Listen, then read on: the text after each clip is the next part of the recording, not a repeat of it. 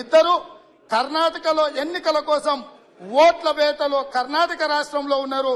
అందుకే మణిపూర్ గిరిజనుల మీద జరుగుతున్న దాడులను దృష్టిలో పెట్టుకొని రాముడిని బజరంగ బలిని కూడా రాజకీయాలకు వాడుకుందామని చేసిన మత ప్రయత్నాలను కర్ణాటక ప్రజలు తిరస్కరించి భారతీయ జనతా పార్టీని పూర్తిగా ప్రజలు అక్కడ తిరస్కరించడం జరిగింది. ఈ రోజు కర్ణాటక ప్రజల తీర్పు ఈ దేశానికి ఒక దిక్సూచి. ఎందుకంటే దేశం తగలబడిపోతుంటే, తలలు తెగి పడుతుంటే, రక్తం ఏర్లై పారుతుంటే, గిరిజనులు చచ్చిపోతుంటే ఈ ప్రభుత్వం, ఈ ప్రధానమంత్రి, ఈ హోంమంత్రి గారు మణిపూర్ పర్యటనకు వెళ్ళక ఓట్ల కోసం కర్ణాటక రాష్ట్రంలో తిరుగుతుందంటే వీళ్ళకి ఎన్నికల ప్రయోజనాలు, రాజకీయ ఆర్థిక ప్రయోజనాలే ఈ ప్రభుత్వానికి ముఖ్యం. ప్రజల మాన ప్రాణాలు ఈ ప్రభుత్వానికి ముఖ్యం కాదు. అందుకే 90 రోజులైన బాధ్యత కలిగిన ప్రధానమంత్రి ఈ సభలోకి రాలేదు. ఇది ఎన్డీఏ పక్షం అంటే నేషన్ డివైడ్ అలయన్స్.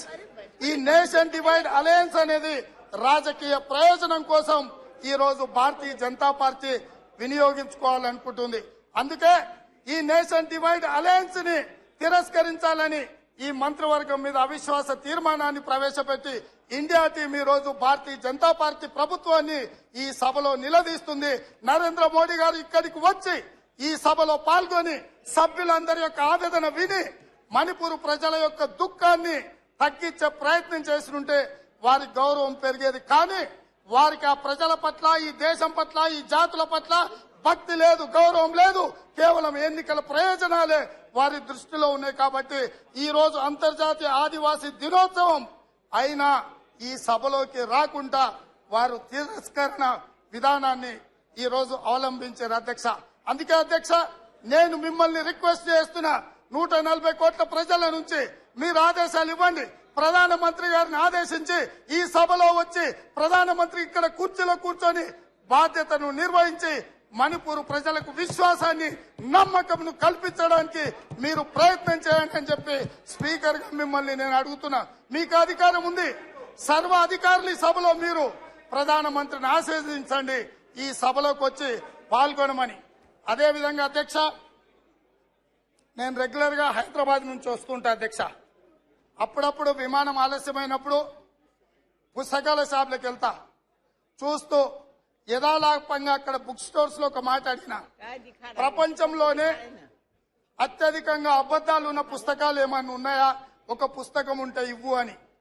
ఆ బుక్ షాప్ అయినా ఒక్కటి కాదు 2 పుస్తకాలు ఉన్నాయని ఇచ్చింది అధ్యక్ష. మొదటి పుస్తకం ఏక్ భారత్ శ్రేష్ఠ Bharat 2014 Bharatiya Janata party election manifesto. రెండవది సంకల్పిత్ భారత్, అదేవిధంగా సశక్త్ భారత్. ఇక్కడ మీరు చూడండి, వాజ్పేయి గారు, అద్వానీ గారు, రాజ్నాథ్ సింగ్ గారు, మురళీ మనోహర్ జోషి గారు, సుష్మా స్వరాజ్ గారు, అరుణ్ జైట్లీ గారు, ఇంతమంది 2014 ఎన్నికల మేనిఫెస్టోలో ఉంటే 2014 భారతీయ జనతా పార్టీ ఎన్నికల మేనిఫెస్టోలో ఉంటే 2019 ఎన్నికల మేనిఫెస్టోలో నరేంద్ర మోడీ గారు తప్ప ఇక్కడ భారతీయ జనతా పార్టీలో ఇంకెవరూ లేరు. అంటే ఆ రోజు 10 మంది గొప్ప నాయకులతో మొదలైన భారతీయ జనతా పార్టీ ఎన్డీఏ ప్రభుత్వం 2019కి వచ్చే వరకల్లా నరేంద్ర మోడీ అనే ఏకైక వ్యక్తి 1 నేషన్ 1 ఎలక్షన్, 1 నేషన్ 1 ట్యాక్స్ కాదు, 1 నేషన్ 1 పర్సన్ అనే విధానాన్ని భారతీయ జనతా పార్టీ ఈ రోజు ఈ దేశానికి ప్రవేశపెట్టింది. ఇది శోచనీయం, ఈ దేశానికి అవమానం. అదేవిధంగా అధ్యక్ష, ఈ ఎన్నికల్లో వీళ్ళు ఇచ్చిన హామీలు కొన్ని గుర్తు చేయదలుచుకున్నా. ప్రతి సంవత్సరం 2 కోట్ల ఉద్యోగాలు ఇస్తామన్నారు. ఇవాళ వరకు 22 కోట్ల అప్లికేషన్స్ వచ్చినాయి. మీరు ఇచ్చిన ఉద్యోగాలు 7,22,311. ఈ లెక్క నేను చెప్పట్లే, నా ప్రశ్నకి సభలో సమాధానం ఇచ్చిండ్రు. అదేవిధంగా ప్రతి పేదవాడికి పక్కా ఇల్లు ఇస్తామన్నారు. ప్రతి రైతులకు ఆదాయం 2 చేస్తామన్నారు. అదేవిధంగా నల్లధనం తీసుకొచ్చి ప్రతి పేదవాడి ఖాతాలో 15 లక్షల రూపాయలు వేస్తామన్నారు. ఈ రోజు వరకు మీ 10 సంవత్సరాల ప్రభుత్వం పూర్తయితుంది. మీరు ఇచ్చిన హామీలు ఏవి చేయలేదు. అందుకే ఈ ప్రభుత్వం మీద అవిశ్వాస తీర్మానాన్ని ప్రవేశపెట్టి ఈ ప్రభుత్వం ఒక క్షణం కూడా కొనసాగడానికి వీల్లేదు. తక్షణం ఈ ప్రభుత్వం అధికారాల నుంచి తప్పుకోవాలి. అదేవిధంగా అధ్యక్ష, నరేంద్ర మోడీ గారు ఒక ఈజీ టెక్నిక్ కనిపెట్టాడు. స్వచ్ఛ భారత్ అంటే మన పొరకాట తెచ్చి మనమే ఊరుకోవాలి. అంతర్జాతీయ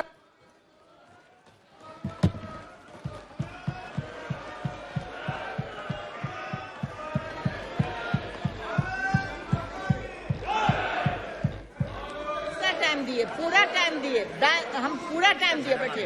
ठीक. కూర్చో ఎందుకు రేవంత్?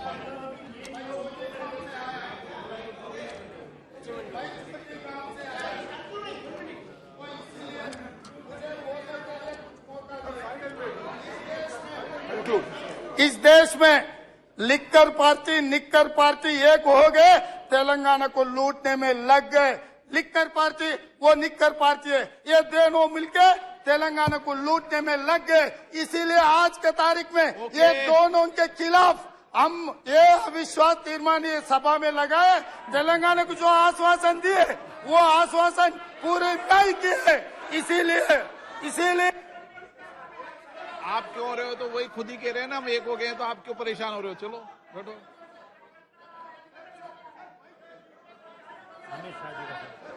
चलिए, हो गया आपका. Please conclude. Oh please conclude. Speaker sir, Amit Shah गार की एक बात मैं याद दिलाना चाहता हूं.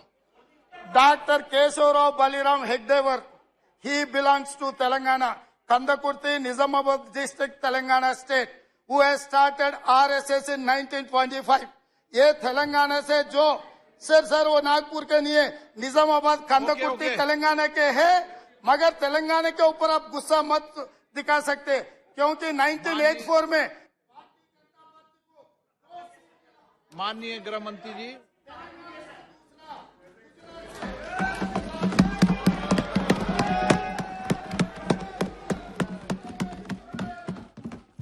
अब बैठ जाओ भाई. हो गया, माइक बंद हो गया. अध्यक्ष जी ने मुझे खड़ा किया भाई.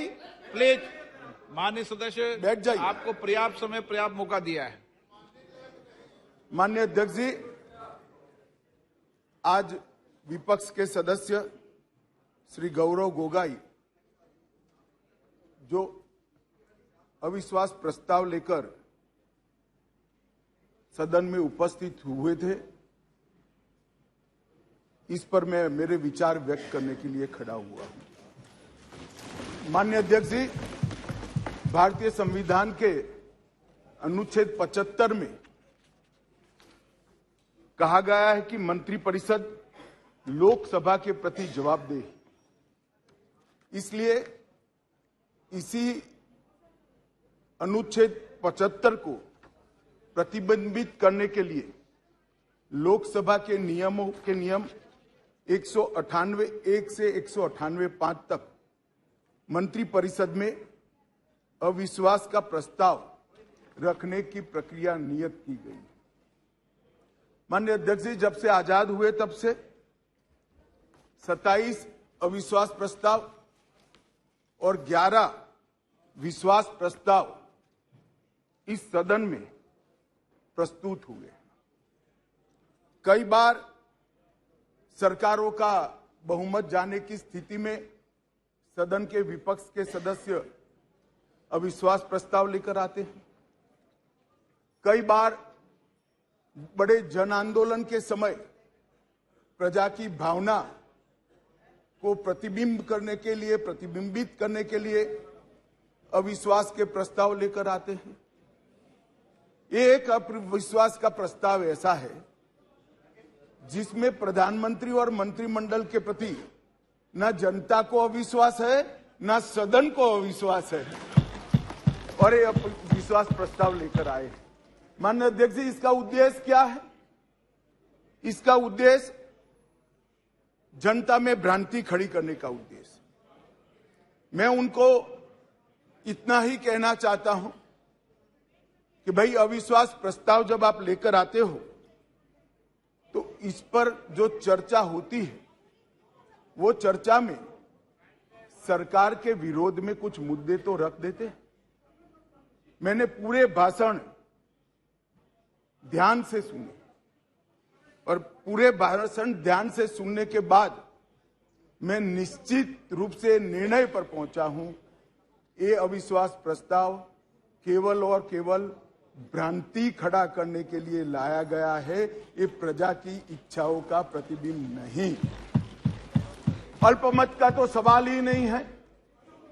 अल्पमत का सवाल इसलिए नहीं है क्योंकि जब तक जो अविश्वास के प्रस्ताव के विरोध में बोले हैं और जो समर्थन सदन का दिखाई पड़ा है, मतदान होगा तब होगा जो कराएंगे तो, परंतु जो समर्थन दिखाई पड़ा है वो बताता है कि अल्पमत का सवाल नहीं।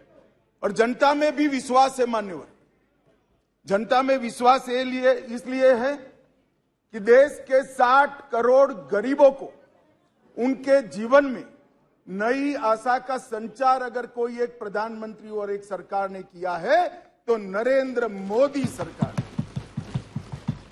मान्यवर, मैं डिटेल बात बाद में करता हूं।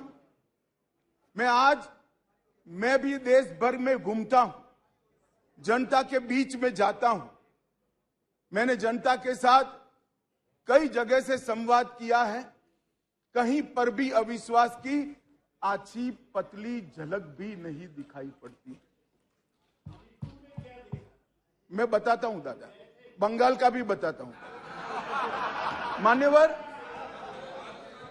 ये सरकार, मैं इस सदन के सामने आपके माध्यम से और इस सदन के माध्यम से पूरे देश की जनता को बताना चाहता हूं और धन्यवाद भी करना चाहता हूं। आजादी के बाद कोई एक सरकार और कोई एक नेता में जनता को सबसे ज्यादा विश्वास है तो ये नरेंद्र मोदी जी की सरकार। 2/3 बहुमत से दो बार एनडीए को चुना गया। पूर्ण बहुमत से दो बार भारतीय जनता पार्टी को चुना गया। 30 साल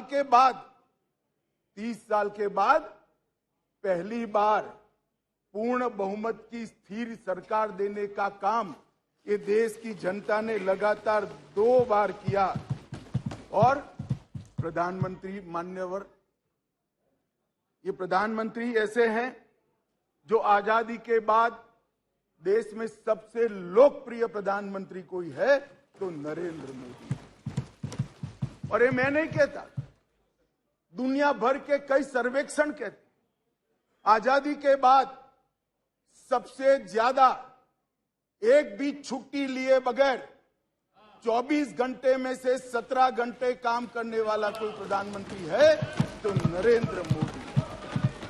मान्यवर, आजादी के बाद देश के हर राज्य में सबसे ज्यादा किलोमीटर और सबसे ज्यादा दिन प्रवास करने वाला कोई प्रधानमंत्री है तो नरेंद्र मोदी। मान्यवर, कोई सरकारें कई सालों तक चलती है, कांग्रेस पार्टी की सरकार 35 साल तक अक्षुण्ण रूप से चली, कई सालों तक चलते हैं। तब 2, 3, 4 निर्णय ऐसे होते हैं जिसको युगों तक याद किया जाता है। मान्यवर, नरेंद्र मोदी सरकार 9 साल हुए, 9 साल में 50 से ज्यादा फैसले ऐसे हैं जो युगांतकारी फैसले हैं, जो इतिहास के अंदर स्वर्ण अक्षरों से मंडित। मान्यवर, आज 9 अगस्त का दिन है। 9 अगस्त के दिन महात्मा गांधी ने हमारे आजादी के आंदोलन के एक नए अध्याय की शुरुआत की थी। एक उन्होंने नारा दिया था, अंग्रेजों भारत छोड़ो, क्विट इंडिया का नारा दिया था। मोदी जी ने ये 9 साल के अंदर 2014 से 2023 में लगभग 9.5 साल में एक नए प्रकार का राजनीतिक युग का शुरुआत किया। मान्यवर, लगभग 30 साल से इस देश की राजनीति भ्रष्टाचार, परिवारवाद और तुष्टीकरण के नासूर से ग्रसित रही है। सारे के सारे जनादेश, कोई भी चुनावी विजय पराजय के आंकड़ों के एनालिसिस करने वाले पंडित सारे जय पराजय को देख ले। मोदी जी के 2014 के विजय के पहले सारे जय पराजय या तो भ्रष्टाचार से प्रभावित थे, भ्रष्टाचार किया इसको हटाने के लिए आए, या तो परिवारवाद से प्रभावित थे, परिवारवाद के पीछे जातिवाद का एक अनवरत संतान भी होता है, और तुष्टीकरण से प्रभावित जनादेश थे। भारतीय लोकतंत्र को ये तीन नासुरों ने घेर लिया था। नरेंद्र मोदी जी ने भ्रष्टाचार, परिवारवाद और तुष्टीकरण को हटाकर पॉलिटिक्स ऑफ परफॉर्मेंस को तरजीह दी, और आज विकास जनता के फैसलों का निर्णय करता है। मगर फिर भी कहीं कहीं दूर तक भ्रष्टाचार भी बैठा है, बच गया है, परिवारवाद तो दिखाई ही पड़ता है, और तुष्टीकरण की राजनीति भी चलती है। इसलिए मोदी जी ने आज नारा दिया है, भ्रष्टाचार क्विट इंडिया, परिवारवाद क्विट इंडिया, तुष्टीकरण क्विट इंडिया। मान्यवर, अगर भ्रष्टाचार, परिवारवाद और तुष्टीकरण एक क्विट इंडिया अगर कर लेते हैं, तो इस देश की राजनीति में मोदी जी ने 2014 से एक नए युग की शुरुआत करी है, विकास के युग की। वो हमारे स्वतंत्रता सेनानियों के कल्पना के भारत की निर्मित 2047 के बहुत साल पहले कर देगी, इसका मुझे पूरा विश्वास है। मान्यवर, अविश्वास का प्रस्ताव एक संवैधानिक प्रक्रिया है, हमें कोई आपत्ति नहीं। विपक्ष का उद्देश्य है कोई भी हो, विपक्ष का अधिकार है अविश्वास का प्रस्ताव ले आते। और मैं तो कई बार मानता हूं कि अविश्वास प्रस्ताव से पार्टियों के और गठबंधनों के चरित्र उजागर होते। कई बार अविश्वास प्रस्ताव आए, मैंने जैसे पहले कहा, मैं 3 अविश्वास प्रस्ताव का जिक्र करना जरूर चाहूंगा। 2 अविश्वास प्रस्ताव है यूपीए सरकार के खिलाफ, जो हम विपक्ष में थे तब लेकर आए थे, और एक अविश्वास प्रस्ताव एनडीए सरकार के खिलाफ था, जो यूपीए जब विपक्ष में थी तब ले। 1993 जुलाई में नरसिम्हा राव जी की कांग्रेस की सरकार थी, उसके खिलाफ अविश्वास प्रस्ताव आया। अब सरकार बचानी होती है, नरसिम्हा राव जी को बचानी थी। कांग्रेस का मूल सिद्धांत है येन केन प्रकारेण सत्ता में बने रहना, सत्ता में बने रहने का प्रयास करना। ना इसके लिए सिद्धांत होते हैं, ना नीतियां होती है, ना औचित्य होता है। मान्यवर, नरसिम्हा राव जी की सरकार अविश्वास प्रस्ताव जीत गई और बाद में कई लोगों को जेल की सजा हुई, स्वयं नरसिम्हा राव जी को हुई, क्योंकि झारखंड मुक्ति मोर्चा को घूस देकर अविश्वास प्रस्ताव पर विजय प्राप्त करी। आज कांग्रेस भी है, कांग्रेस भी वहां बैठी है और झारखंड मुक्ति मोर्चा भी वहां बैठा है। मान्यवर, 2008 में मनमोहन सिंह जी विश्वास प्रस्ताव लेकर आए। विश्वास प्रस्ताव के वक्त भी एक बार यहां पर बरोबर देश में वातावरण हो गया था कि इनके पास बहुमत नहीं है, बहुमत था भी नहीं। और मान्यवर, इस सदन ने उस वक्त सबसे कलंकित घटना देखनी पड़ी, सांसदों को करोड़ों रुपए की घूस देनी पड़ी, और हमारे ऑनेस्ट सांसद वो रुपया लेकर पीठ के सामने आए और कहा कि हमें संरक्षण चाहिए, हमें रुपया ऑफर किया गया, और वो सरकार बचा ली। तो एक तो चरित्र है यूपीए का, सरकार के सामने अविश्वास का प्रस्ताव आए या कोई अविश्वास का प्रस्ताव न लाए, इसलिए विश्वास का प्रस्ताव वो स्वयं लाए।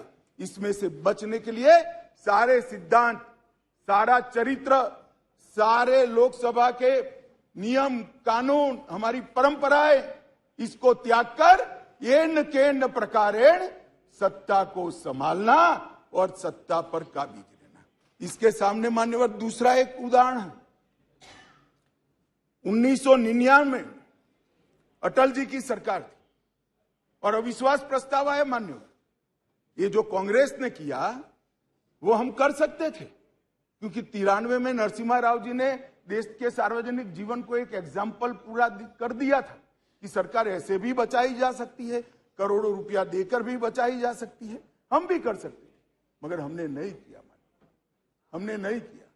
हमने हमारी बात रखी। देश के प्रधानमंत्री अटल जी ने इसी सीट पर बैठकर अपनी बात रखी संसदों के सामने, और जो कहा कि संसद का जो फैसला है मैं सर पर चढ़ाऊंगा, हमें कोई आपत्ति नहीं। मान्यवर, सिर्फ एक वोट से सरकार गई, सिर्फ एक वोट से। क्या हम यूपीए और कांग्रेस की तरह बचा नहीं सकते थे? बचा सकते थे, मगर मैंने कहा ना कि कई बार संकट के समय गठबंधनों और पार्टियों का चरित्र उजागर होता है। यूपीए का चरित्र सत्ता बचाने के लिए भ्रष्टाचार करने का चरित्र है, और भारतीय जनता पार्टी और एनडीए का चरित्र सिद्धांतों के लिए राजनीति करने का चरित्र है। मान्यवर, उस वक्त मुझे ठीक याद है, मैं संसद में नहीं था, सदस्य नहीं था, बहुत सारे सीनियर सदस्य होंगे उस वक्त। मान्यवर, एक ही वोट का फर्क था, और अंत में गिरधर गोमांग के वोट को हमारे उड़ीसा के पूर्व मुख्यमंत्री, उस वक्त मुख्यमंत्री से शपथ ले चुके थे और वोट डालने आए थे, वो वोट को वैलिड गिनना या नहीं गिनना। मगर मान्यवर, आप जिस आसन पर बैठे हो, इसकी भी गरिमा का एनडीए ने पालन किया था। हमने कोई दबाव नहीं बनाया। एक वोट हमारे विरुद्ध में गया, हमारी सरकार चली गई। मगर आज मैं फिर से कहना चाहता हूं गौरव गोगोई जी को, मगर जनता है जो सब देखती है, जनता है जो सब जानती है। एक वोट से हमारी सरकार गई, एक वोट से हमारी सरकार जरूर गई, परंतु अंत में क्या हुआ? बहुत बड़े बहुमत के साथ अटल जी फिर से देश के प्रधानमंत्री। मान्यवर, हमारे एनडीए का कुंबा मोदी जी के नेतृत्व में, भारतीय जनता पार्टी मोदी जी के नेतृत्व में, हम देश में सिद्धांतों की राजनीति को प्रस्तावित करने के लिए राजनीति में है। एन केन प्रकारेण सत्ता को बचाने के लिए राजनीति के अंदर नहीं है। और ये दो चरित्र आज इस विश्वास प्रस्ताव पर की चर्चा के माध्यम से मैं 130 करोड़ की जनता को याद कराना चाहता हूं। एक और करोड़ों रुपया खर्च कर कर बहुमत खरीदने वाले लोग बैठे हैं, और एक बार सिद्धांत के लिए सत्ता छोड़ने वाले लोग बैठे हैं। जनता, देश की जनता ने मान्यवर, अरे शुरुआत है, धैर्य रखो, काफी सुनना पड़ेगा। सुरेश जी, ये तो ट्रेलर है, अभी ट्रेलर है। मान्यवर, अभी बात निकली गरीब कल्याण की।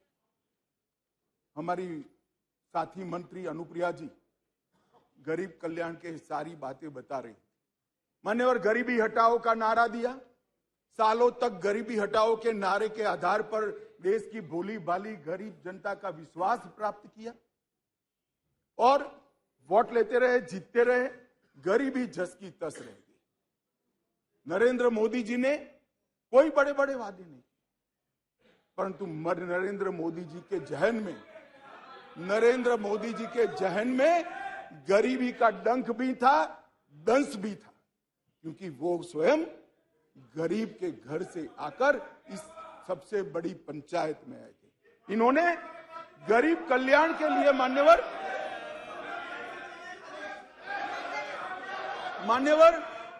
इन्होंने गरीब कल्याण के लिए ढेर सारे